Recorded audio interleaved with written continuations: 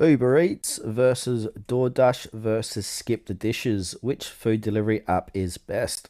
Food delivery apps make getting your favorite meals easy, but with so many options, which one should you pick? Let's compare all three. These are the most popular food delivery services in North America. Let's start off with Uber Eats. So, Uber Eats is one of the biggest players in the world or worldwide. It's known for a large restaurant selection and fast delivery. Let's talk about the pros. Huge variety of restaurants, including local and chains. Easy to use app with real time tracking.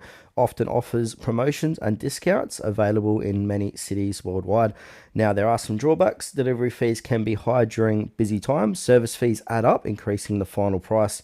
And also, customer support can be slow to respond.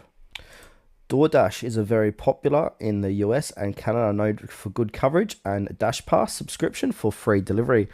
Pros: wide restaurant selection and good delivery coverage. Dash Pass subscription reduces fees for frequent users, offers groceries and convenience stores deliveries too, and also regular promotions and offers. Setbacks: delivery fees and service charges can be expensive without Dash Pass. Quality depends on local drivers and restaurants. Some users report inconsistent delivery times. And the last one here is Skip the Dishes. So this is a Canadian favorite focused mainly on Canada with strong local restaurant partnerships. Pros: strong presence in Canadian cities, often lower delivery fees compared to the competitors. Easy to use app with order tracking, good customer service, reputation in Canada. Cons: limited availability outside of Canada, smaller restaurant selection in some areas, and occasional delivery delays reported.